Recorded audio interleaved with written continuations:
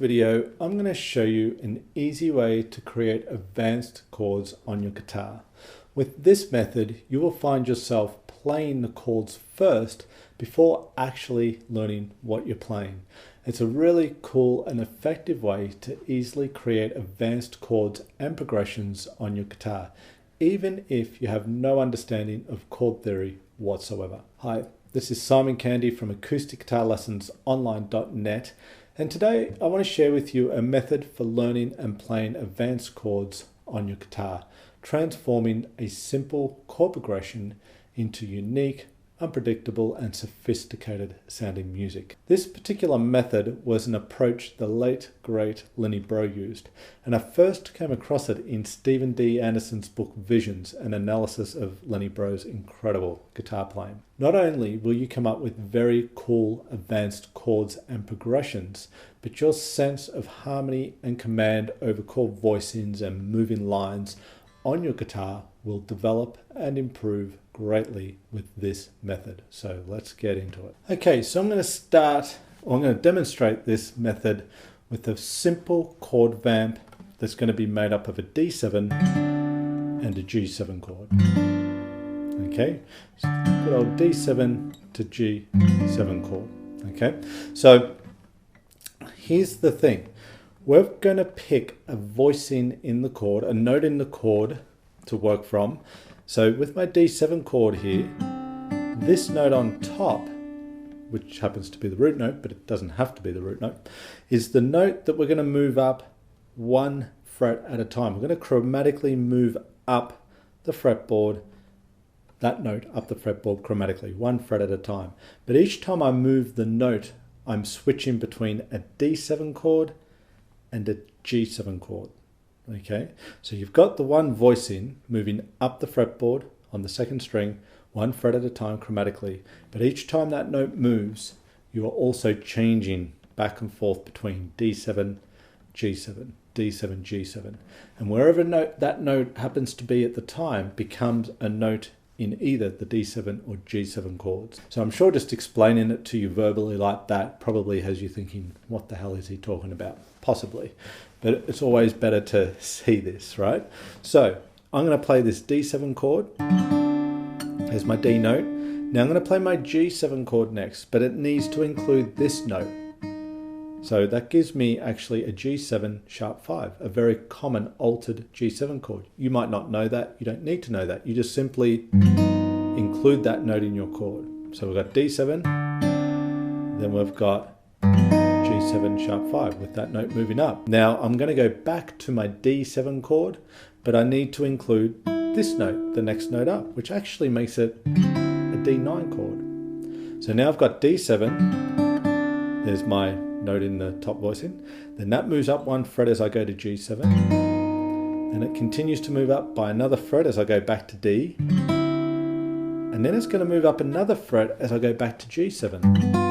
And this time it just happens to be a G7. It's adding an F, which is already in the G7 chord, just an additional F.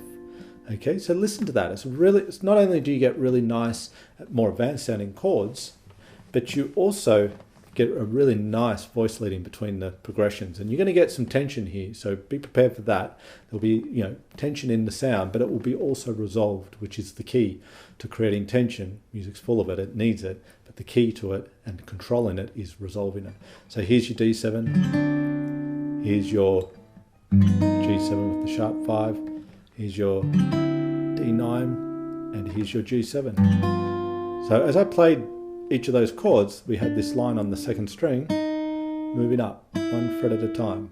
Have a listen again. Here's D7 to the G, to the D, back to the G. But it's a different voice in each time because it's dictated by the note on the second string. So now it's going to move up another fret, and I've got to go back to D7, and it just happens to be in that chord. That's the third of D7. So it's not an altered chord there. It's not an advanced chord necessarily. So I won't always give you these advanced sounding chords if you like, but you'll certainly get your fair share of them. Okay, and then the next note is a G. So we can now at this point, That note's now too far away to continue using this G form or sorts of it, types of it down here. It's too far away. So now I can use, you're going to find another G7 chord. I can use the same shape I used for the D7 at the start. Okay, so I have my D7 here, then my G7. Now the next note that needs to be my D7 chord is this one. And again, similar to the G7, it's getting a little far away to use this particular position for our D7. So I'm going to use my D7 up here, which happens to be what I was using for G7 down there.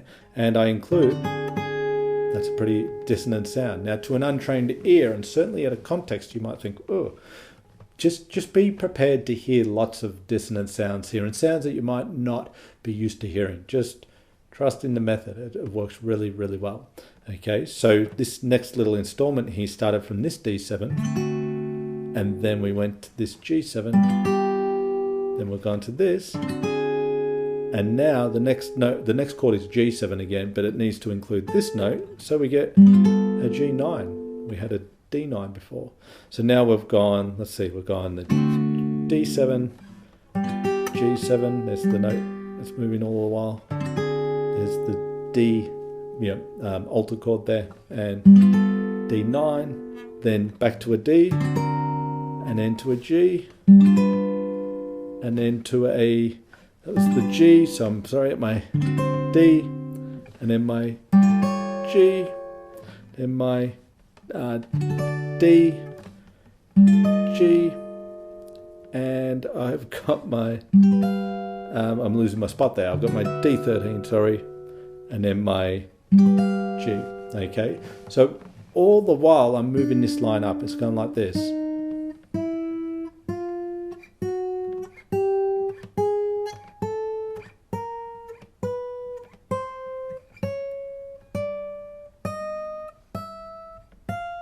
But every note had either the D7 or the G7 harmonising it.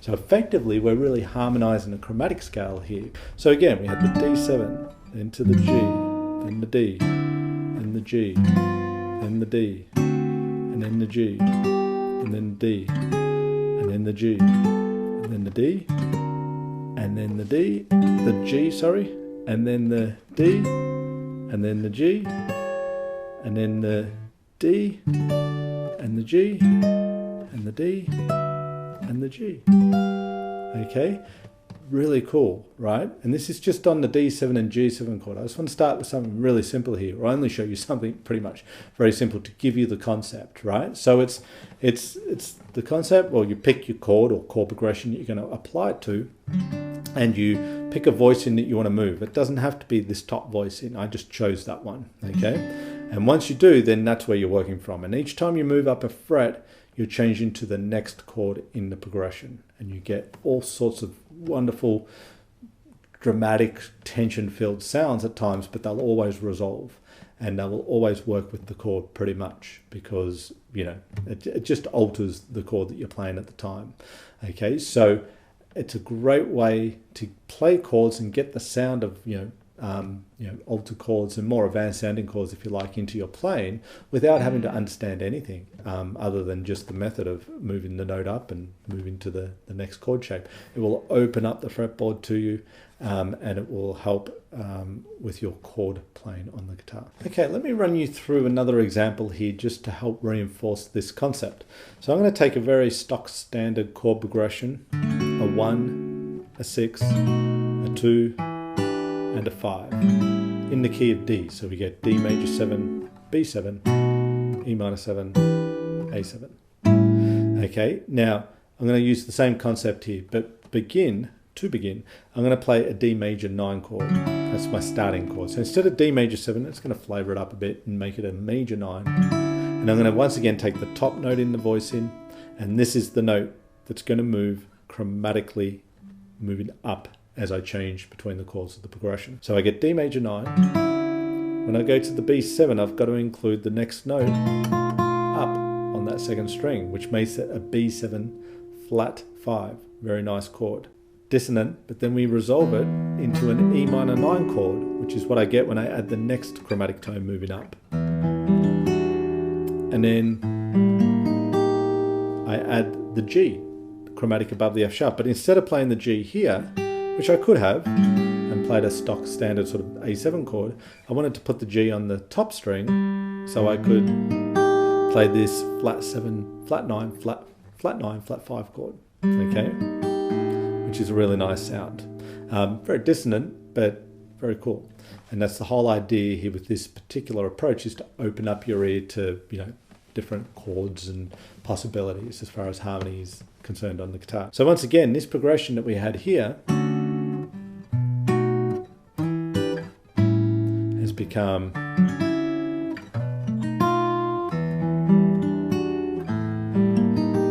okay.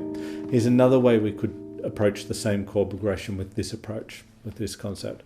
I'm going to play a D6 chord up here at the 10th position. And this time I'm going to harmonize the chromatic line with the progression going down. It doesn't have to move up only, it can move down, it can descend, as long as it's a fret at a time. That's the method. So here's a D6 chord.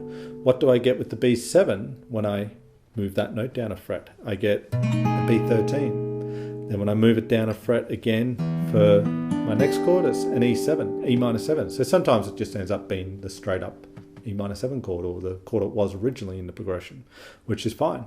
And then if I move that down one fret, I get A13, okay, which is always a nice chord. So this time the chromatic line's gone from 10 to 9 to 8 to 7, and we got this.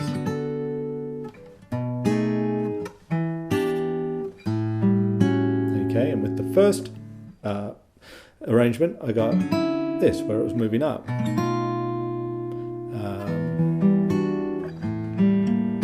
Okay, and the one we just did.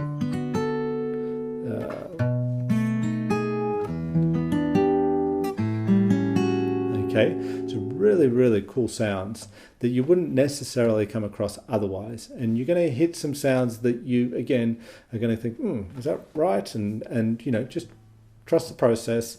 You will come up with some very, very cool sounds.